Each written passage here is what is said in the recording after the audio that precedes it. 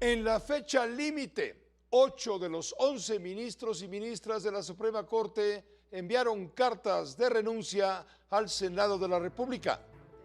Cada uno expone sus motivos para declinar la participación en la elección por voto popular. Solo 3 ministras afines a la 4T participarán en el proceso del 1 de junio de 2025. Son las ministras Loretta Ortiz Alf, Lenia Batres Guadarrama y Yasmín Esquivel Moza. Con uno, Rubén Rojas informa. En la fecha límite, 8 integrantes del Pleno de la Suprema Corte de Justicia de la Nación presentaron su renuncia y declinaron participar en la elección de juzgadores del 2025. En el proceso de la elección de las personas juzgadoras, sigue avanzando lo establecido por la Constitución y tan sigue avanzando que tengo aquí 8 renuncias. En su escrito, la ministra presidenta del Alto Tribunal, Norma Lucía Piña Hernández, destacó que después de 36 años de carrera judicial, renuncia al cargo por un acto de congruencia. Esta renuncia no implica mi conformidad con la separación del cargo para el que fui designada originalmente hasta el 10 de diciembre de 2030, sino un acto de congruencia y respeto al texto constitucional que nos rige. La ministra Margarita Ríos Farjat destaca que asumió el cargo en condiciones de estabilidad e inamovilidad, detalla que renuncia para mantener su dignidad y libertad y agrega: opto por no aceptar bajo tales condiciones y llegado el momento el pago de la cantidad de dinero mensual a la que tengo derecho. Retornaré tranquilamente y sin apego ese dinero a la tesorería de la Federación si es que, antes o después, no logro cristalizar una forma de donarlo íntegramente a niñas y niños en situación de vulnerabilidad. Juan Luis González Alcántara Carrancá señala que cuando aceptó el cargo de ministro, lo hizo porque confiaba en un sistema de instituciones de frenos y contrapesos, pero reconoce que se equivocó. Me equivoqué al creer que prevalecería la razón sincera y libre por encima del clamor de las pasiones. Y mi error, como el de muchos, nunca me permitió imaginar un escenario como el actual. En 2 párrafos, el ministro Javier Lainez Potisek y con el mismo texto Alberto Pérez Dayán se limitaron a declinar su participación en el proceso electoral extraordinario 2024-2025.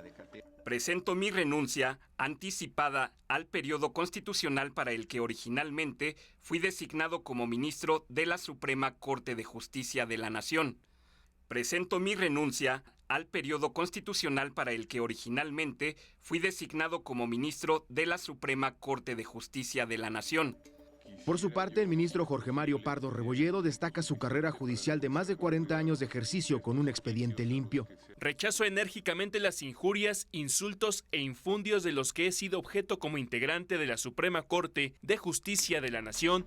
El ministro Alfredo Gutiérrez Ortiz Mena señala que ante las opciones de renunciar o participar en la elección de juzgadores, optó por dimitir al cargo. No me considero un candidato adecuado para un cargo que dependa del apoyo popular.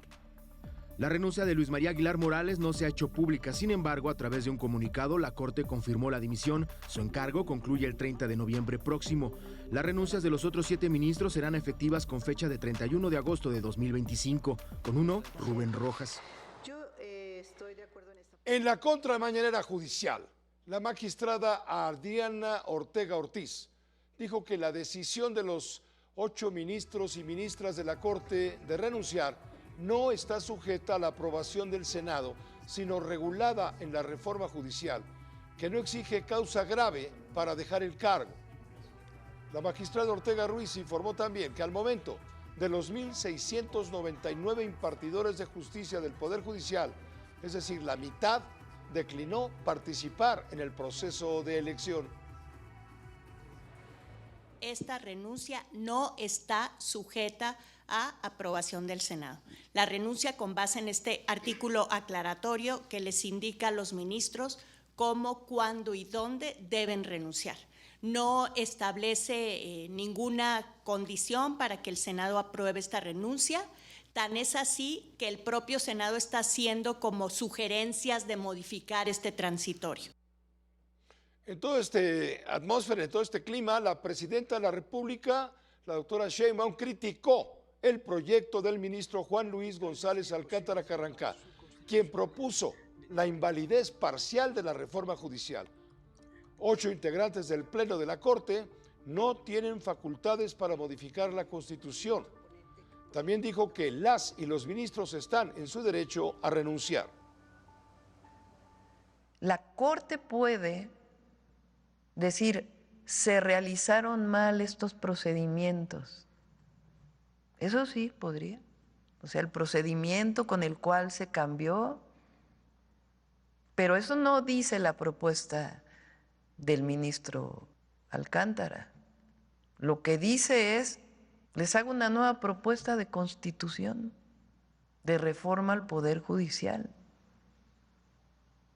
Entonces, ¿quiénes son los autoritarios? O sea, 8 personas pretenden cambiar una reforma sobre el pueblo de México, sobre el constituyente. Ellos pueden optar por renunciar y se llevan su haber de retiro, así lo dice la reforma constitucional, o pueden postularse y decir, a ver, yo sí voy a que me elija el pueblo. Igual un juez. El ministro en retiro, José Ramón Cosío, advirtió un choque de trenes si la presidenta de la República rechaza la resolución de la Corte a favor del proyecto del ministro González Alcántara Carrancá, quien propone invalidar la reforma judicial de manera parcial. En caso de ocurrir esto, ministros, jueces y magistrados podrían dar vista al Ministerio Público Federal para abrir carpetas de investigación por desacato. A su vez, senadores y diputados de Morena y aliados concretarían su amenaza de llevar entonces a juicio político a los 8 ministros por invalidar parcialmente la reforma judicial. Con uno, el constitucionalista Francisco Burgoa, él es catedrático de la Universidad Nacional Autónoma de México, experto, por supuesto, en estos temas, a quien le agradezco muchísimo, como siempre, su buena disposición. Francisco Burgoa, ¿cómo estás? Buenas noches, bienvenido. Vaya noche, ¿eh? ¿Qué tal, Pepe Cárdenas? Muy buenas noches, aunque con la Constitución no sé si le podemos decir buenas noches a ella. Ciertamente hay algunos que hoy se presentaron a la Cámara de Diputados para discutir la famosa supremacía constitucional vestidos de negro, de luto, para lamentar este fallecimiento del derecho, del Estado de Derecho. ¿Cuál es tu opinión entonces en este momento, Francisco Burgoa, respecto a lo que está pasando? ¿Estamos al borde de una crisis constitucional? En mi opinión, ya estamos en la crisis constitucional, sin embargo, esta se ha ido graduando o ha ido acrecentándose conforme pasan los días, porque de cada cuestión que proviene por parte del Poder Judicial, por ejemplo, ahorita, en el marco de las renuncias que ya presentaron los 8 ministros independientes, por llamarlo así, a este bloque, excluyendo a Lenia Batres, a la Yasmín Esquivel y a Loretta Ortiz, porque ellas han manifestado que van a participar en las elecciones, pero este bloque de los 8 ya presentaron sus renuncias. ¿Y qué es lo que dice el Senado, especialmente su presidente Fernández Noroña? Que van a revisar para saber si aprueban esas renuncias, cuando de lo que ellos aprobaron de la reforma constitucional no se indica que las renuncias están sujetas a la aprobación de los senadores, simplemente se presentan y se hacen efectivas, punto. Porque ahora, estamos en un supuesto perdón que interrumpa, específico. Según me explicaba la diputada Olga Sánchez Cordero, los ministros renunciantes tienen que presentar la renuncia a la presidencia de la República, a la presidenta de la República, y ella enterar al Senado para proceder a lo conducente. Eso por una parte. Sin embargo, hemos percibido ciertas contradicciones. Mientras Fernández Noroña, presidente de la mesa directiva del Senado, ha dicho que podrían no aceptar las renuncias, Ricardo Monreal, hoy hablábamos con él también, él es el líder de Morena en diputados, nos dijo, pues yo no soy tampoco de esa opinión exactamente. Y es más, la propia presidenta de la República, lo acabamos de mostrar, ha dicho, los ministros pueden renunciar y de acuerdo con lo que establece la reforma constitucional al respecto, es decir, pueden renunciar y si lo hacen antes del día de mañana, se van con todos sus saberes, es decir, con todos los salarios, seguros, prestaciones, etcétera. ¿Cómo ves? Bueno, a mí me parece que es la evidencia de que los legisladores que aprobaron esa reforma constitucional realmente no la conocen. Sabemos que hay muchas contradicciones, muchas imprecisiones, y muchas preguntas que no tienen respuesta en el marco de esta reforma judicial. Porque, por ejemplo, hablando del artículo 7º transitorio de esta reforma judicial, ahí se establece claramente que los ministros tienen que presentar su renuncia a más tardar el 31 de octubre, con efectos a partir del 31 de agosto de 2025, y que manifiesten si van a participar o no van a participar. Ya estos 8 ya declinaron su participación, y al declinar su participación, al renunciar con efectos al 31 de agosto y que no está sujeta a una aprobación o ratificación del Senado, ellos tendrán derecho a recibir su por retiro, su pensión y demás prestaciones económicas a las que tienen derecho. Ahí está la respuesta. Lo que dice la diputada Olga Sánchez Cordero me parece totalmente desafortunado, porque indica que no leyó ese artículo 7º transitorio, porque ella se está yendo. Fíjate hasta dónde me dijo: no está ocurriendo una causa grave para que justifique su renuncia. Por lo tanto, se les podría negar esa renuncia, cuando en ningún momento ellos están sujetos a tener como motivo, como argumento, una causa grave. Entiendo que esa parte no está considerada en la reforma constitucional. Ellos sí pueden renunciar al cargo en el momento en que así lo dispongan, sin mediar causa grave, pero además si hubiera una causa grave.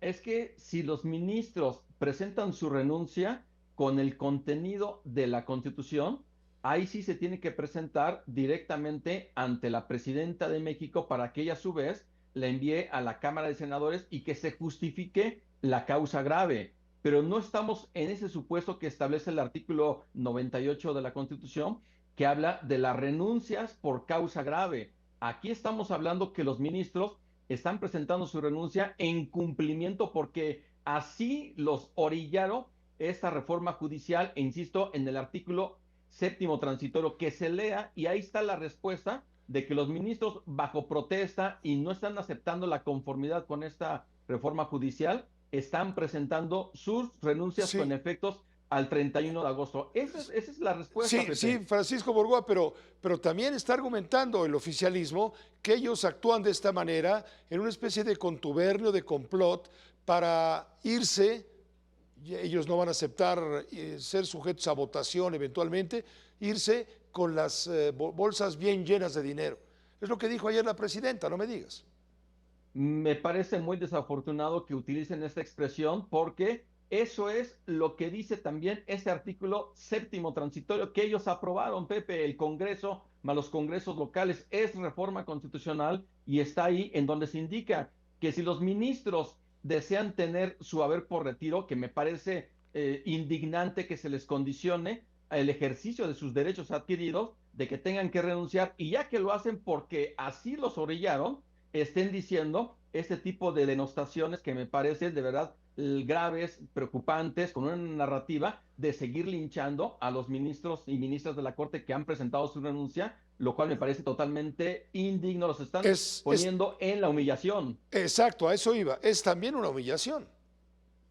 Totalmente que lo es. Porque, insisto, que el oficialismo lea, por si no sabe qué es lo que aprobó, el artículo 7º transitorio, segundo párrafo de ese decreto publicado el 15 de septiembre, y ahí van a tener la respuesta. Entonces, ellos lo hicieron, quien lo hizo pensando en este momento para aprovechar hasta el último segundo y seguir tratando de humillar y poner en una situación pues bastante penosa, indigna, de los ministros y las ministras, que lo único que han hecho es defender la Constitución y no ser sujetos a la sumisión presidencial. Es un choque de trenes, es la madre de todas las batallas entre el Poder Legislativo, obviamente sometido al Poder Ejecutivo, contra el Poder Judicial, al que pretenden congelar, cancelar como un contrapeso democrático. Hay mucho de qué hablar en relación con todo esto, pero ciertamente estamos en un momento de crisis como tal, y no es una noche, como dices tú, precisamente para celebrar. Francisco Burgoa, te agradezco muchísimo tu tiempo, nos ayudes a entender, pues, así con claridad lo que está sucediendo. Te mando un fuerte abrazo, mi querido Pepe. Muy buenas noches para ti y para tu audiencia. Gracias, Francisco. Gracias. Francisco Burgoa, él es abogado constitucionalista, catedrático de la Universidad Nacional Autónoma de México.